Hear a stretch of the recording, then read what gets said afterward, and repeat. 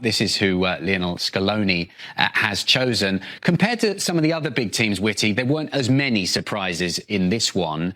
Were there any names that jumped out to you that perhaps should have been on the plane? Yeah, there are two that we'll dig into, one of which we'll dig into more later. But the two were Franco Mastantuono, who has gotten some minutes with Argentina over the course of qualifying, but clearly fell off over the course of the season. By the way, you look at that transfer window for Real Madrid last summer. They signed two Spanish internationals, Hausen and Carreras. Neither of them made it. They signed Trent Alexander-Arnold. He didn't make it for England. And they signed Mastantuono, and he didn't make it for Argentina. So he's definitely a big one. And the other is Marco Senesi, the defender for Bournemouth. Soon, we think he's on his way to Tottenham, but he had a fantastic season in the Premier League. And again, especially considering some of the defenders they do take instead, I'm a little bit surprised that he's not involved. Absolutely stacked when you look at this squad. And obviously Messi will be competing in his 6th World Cup. We look forward to watching that. Now, we set you a bit of homework, didn't we, for the show today? We got you to choose your pros and cons for Argentina. So what do we mean by that? Well, give us 3 reasons why Argentina are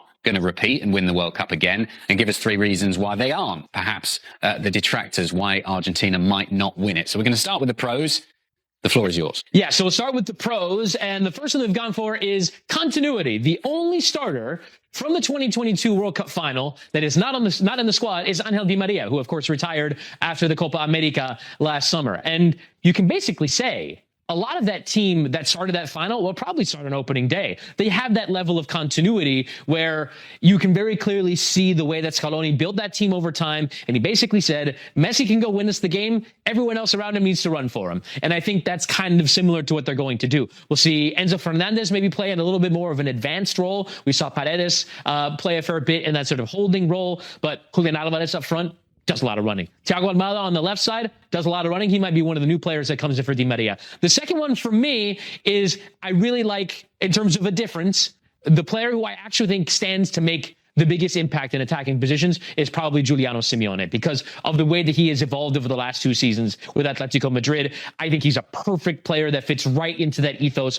playing for his father at Atleti, incredibly energetic, incredibly difficult to play against. And one of the things you hear opposition coaches say about him is the guy just never stops running. And so this is a perfect fit, I think, into this squad. Right now, what we see from them is De Paul playing in that right-sided position. I wouldn't be surprised if by the end of the tournament it was Giuliano. And then the last one is, of course, the high-level center forward play that they have in this group. Obviously, it'll begin with Julian Alvarez, who does so much running, has been so creative for Atleti and for Argentina. But let's not forget, Lautaro Martinez was the one who scored the winning goal in the Copa America final in the summer of 2024. He can absolutely come in and make an impact as well. This is what Argentina do. They produce high-level center forwards. I just wanted to pick up on that first one. I completely agree with you. Continuity, I think in this case is a great thing and absolutely a pro. But we have seen it in the past with national sides when there isn't that much churn, and you're sort of sticking with players. Obviously, Angel Di Maria is ancient, and he clearly was going to move on and retire from international football. But some of the others are getting a little bit on the older side. And we have seen in the past for national sides where not enough churn can sometimes be a bad thing as well.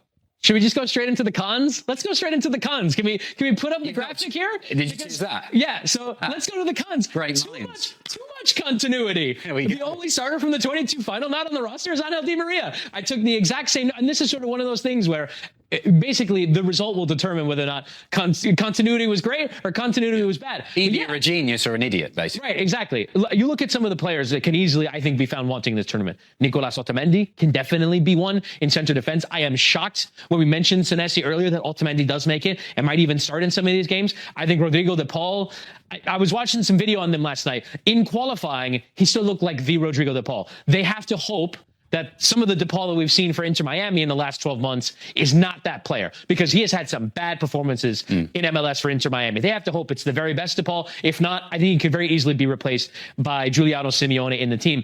And the most obvious one is Messi, because Messi, we see him in MLS every week, still looking his absolute best. Is that 3 games in the group stage, round of 32, round of 16, quarterfinals, 8 games in a little over a month for him to deliver that level as a match-winning player at, close to 39 years old? Can he do that at this level? Because the team is still very much built around him. And we talk about it with Ronaldo and Portugal. And so it's only fair we talk about it with Messi and Argentina. They still had a great qualifying campaign. They still won 3 consecutive tournaments. But is it now to the point where relying on him to win the thing is now just a little bit beyond him? And there clearly isn't a player, I don't think, in the squad that's going to take him over. Let's go then to the second con of this group. We mentioned Senesi already. He's on his way, we think, to Tottenham. He was brilliant this season for AFC Bournemouth in the Premier League. I don't understand, and this is where I think it's sort of the two conversations tying into one another, how Nicolas Otamendi is making it ahead of Marco Senesi. I just don't understand. I thought in 2022, when they picked him and he was a regular starter, I don't know, maybe you're going a little bit past Otamendi's sell-by date. How have you not come up with a better central defensive option, especially when it's there? It's not like you're trying to invent a player. He had a great season. He's playing at a high level for a good club. I don't understand how Senesi doesn't make this squad. If even as an option, maybe Otamendi has a shocker in the group stage and you can pick him. Instead, you're turning to Lisandro Martinez, who over the course of the last few years has been an injury machine for Manchester United. He hasn't been able to stay fit. We're talking about playing in the American summer. I'm genuinely shocked that he's not in there as a member of this defensive group, because I think they need another number. And then the third one is, we'll say, big shoes to fill. And I think when I look at the group that is to come, that sort of next generation of player, I'm left a little bit wanting, because Argentina going into the World Cup in 2030 will not have some of these players that we've talked about. Who's going to step up and actually take on the role of being the leader for Argentina in 4 years' time? The most obvious candidate, in my view, is Nico Paz, because he's been so good for Como. It could be off to Real Madrid. But we have Thiago Almada up on the screen because I think he's going to play at this tournament. You watch them play. I watched the highlights of their game against Colombia and against Brazil. He's the one that's combining with Messi. He's the one that's playing off the left, that's doing a lot of work. He's actually very good in those games.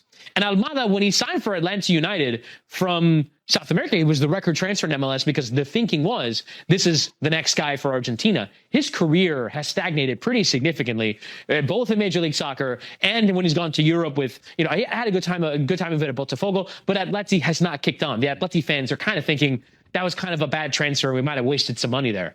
Almada doesn't seem to me, if he's going to be a regular starter for Argentina off the left, that this is that kind of next level, high level Argentina player. So I'm worried, based on what we see of who's going to start and who can come on, that there aren't enough players for the future in this group. Yeah, and that is one of the limitations of having a team that's designed all about the star Messi. Yes. When he's gone, what do you right. It's almost like you're making a beautiful meal for no one there. Well, and also, it's such a difficult thing for whoever that person is. It's the guy after the guy. It's David Moyes taking over for Sir Alex. It's how many different legendary replacements that someone has to wear the number 10 shirt for Argentina in the future. And I feel terrible for them, because that person is going to have a level of expectation that is simply unreasonable. I actually kind of think, not that he's Messi, but I think that Nico Paz can be up to it. Can be up to the job of being that leader, but how much are we going to see him in this tournament playing with Messi or off of Messi, or if Messi can't play in some games, maybe they rotate at certain points and maybe Nico Paz can be that guy. But otherwise, I don't know. I'm scared for what the future looks like for them. Will they win it again? We'll have to wait and see. Having looked at that squad, you wouldn't put it past